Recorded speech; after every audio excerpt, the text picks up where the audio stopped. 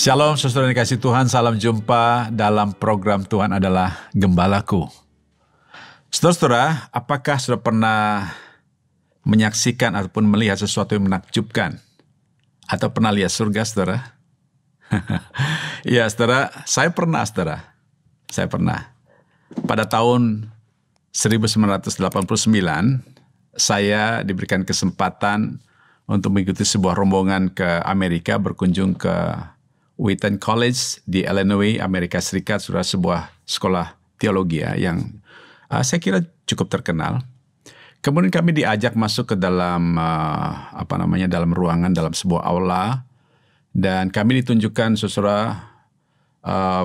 tayangan-tayangan tentang seorang pengkhotbah terkenal, Billy Graham, menyampaikan firman Tuhan di khalayak ramai yang begitu fenomenal, saudara ya. Sangat terkenal. Lalu saudara, kami sangat kagum dengan apa yang terjadi pada masa itu.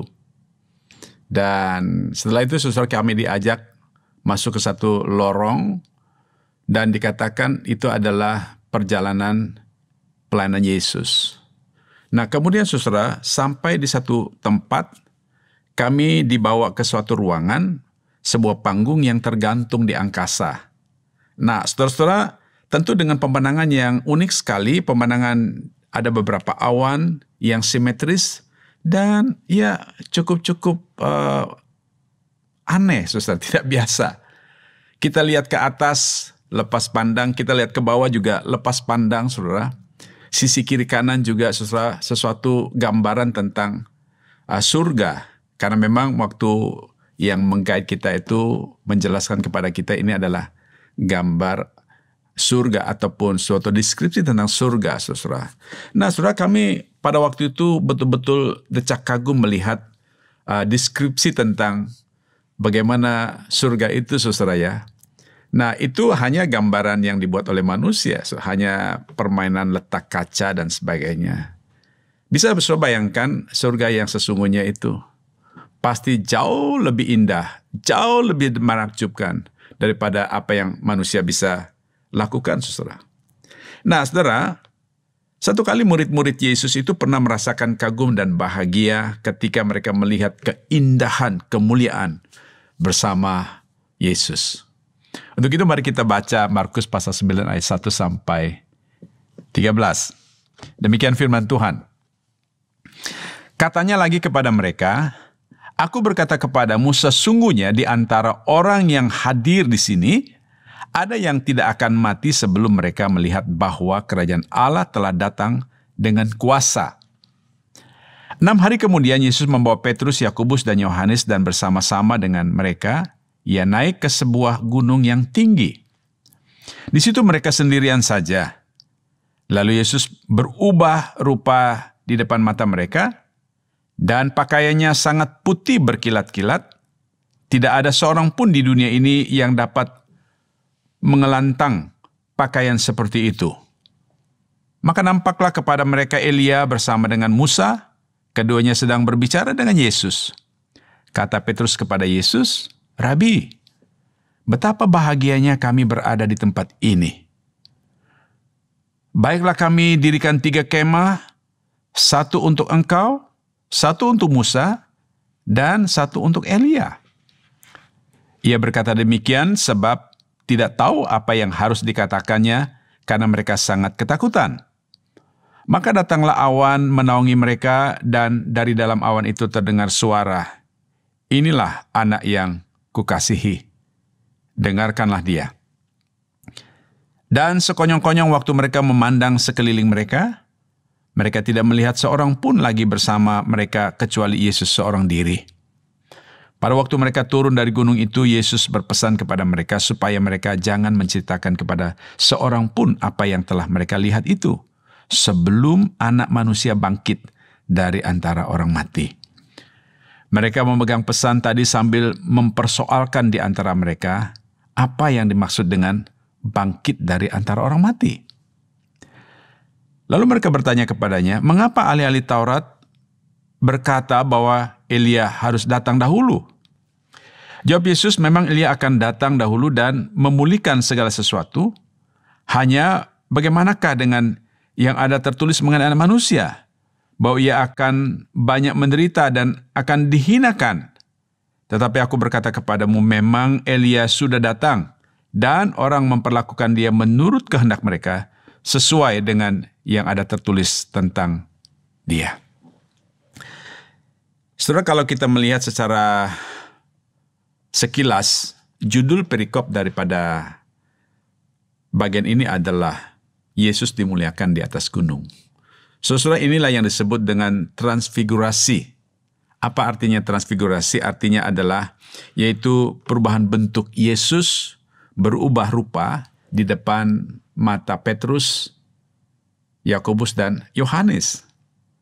Nah, dikatakan saudara, tiba-tiba mereka melihat pakaiannya putih mengkilat, saudara. Dan juga dikatakan bahwa tidak ada orang di dunia ini yang bisa membuat kilatan pakaian seperti ini. Saudara, sesuatu pemandangan yang tidak biasa, pemandangan yang begitu menakjubkan, sehingga mereka tidak mampu untuk mendeskripsikan keindahan, keagungan, dan kemuliaan penampakan itu. Lalu saudara, menariknya adalah ketika mereka decak kagum melihat apa yang terjadi, mereka melihat di sana ada Elia dan Musa.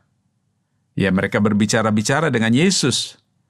Saudara, kita tidak tahu persis mengapa ada penampakan Nabi Elia dan Musa di sini, saudara. Saudara, kita tahu bahwa Nabi Elia adalah nabi yang terangkat hidup-hidup, naik ke surga dengan kereta yang berapi, saudara ya. Dan saya kira menggambarkan tentang artinya dia naik ke surga tanpa kematian. Kalau kita lihat di dalam 2 Raja-Raja pasal 2 ayat 11. Dan Musa, saudara, Musa adalah nabi yang langsung berbicara kepada Allah dan menerima 10 perintah Tuhan itu, saudara, dalam Keluaran pasal 31 ayat 18. Nah, saudara, di sini kita melihat sekilas bahwa mereka ini adalah orang biasa di dalam Perjanjian Lama yang telah mengalami perjumpaan dengan Allah, saudara. Jadi, saudara, menurut para ahli bahwa pemunculan Elia dan Musa di sini bersama Yesus, pertama adalah mereka dimunculkan sebagai saksi dari Perjanjian Lama untuk mengkonfirmasi tentang tubuh kemuliaan Kristus yang akan datang. Yang kedua adalah deskripsi tentang suasana keindahan kemuliaan kerajaan Allah yang juga akan datang, saudara. Nah, saudara, menariknya adalah di dalam ayat yang kelima itu, lalu Petrus berkata begini, Rabi, betapa bahagianya kami berada di tempat ini.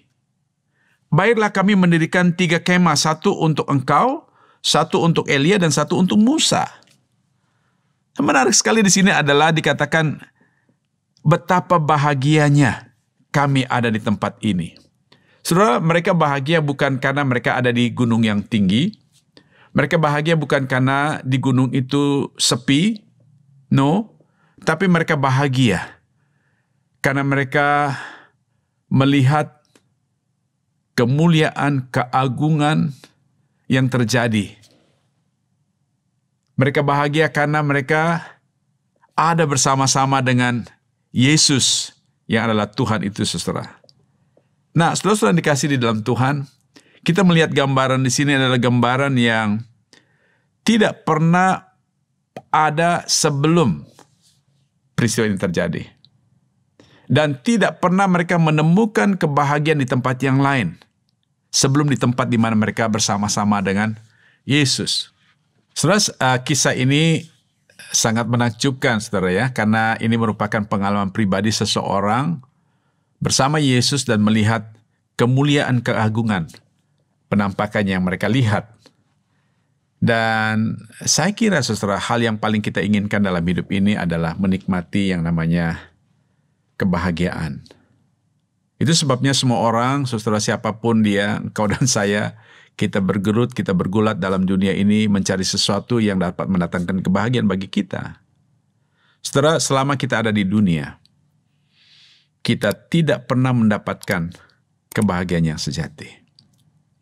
Namun kita bersyukur hari ini firman Tuhan memberitahukan kepada kita, saudara, bahwa kebahagiaan yang sejati itu ada. Dan kita hanya menemukannya ketika kita ada dekat dengan Dia dan berada di dalam hadirat Tuhan, saudara. Saudara, satu kali akan datang. Kita akan diundang untuk masuk ke dalam kerajaan Allah yang telah disediakan bagi kita.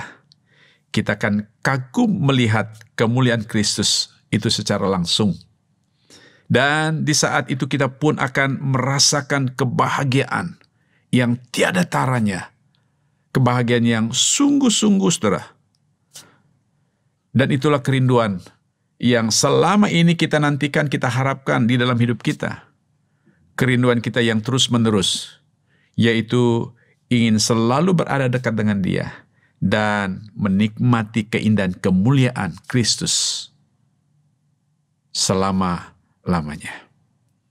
Mari kita tunduk kepala, kita berdoa. Bapa di surga, terima kasih untuk firman-Mu hari ini. Kami bersyukur ya Tuhan, karena kami percaya kepada Engkau sebagai Tuhan dan Juru Selamat kami. Engkau berjanji untuk memberikan kepada kami kepastian jaminan hidup yang kekal. Dan kami hanya mengertinya dengan samar-samar. Tapi satu kali kelak ya Tuhan, kami akan menikmati kehidupan kebahagiaan yang sejati, keindahan yang sejati, kemuliaan, kebesaran, keagungan-Mu ya Tuhan, yaitu ketika kami masuk ke dalam kerajaan kekal itu. Terima kasih Bapa, terpuji nama-Mu. Dalam nama Tuhan Yesus Kristus kami berdoa. Haleluya. Amin.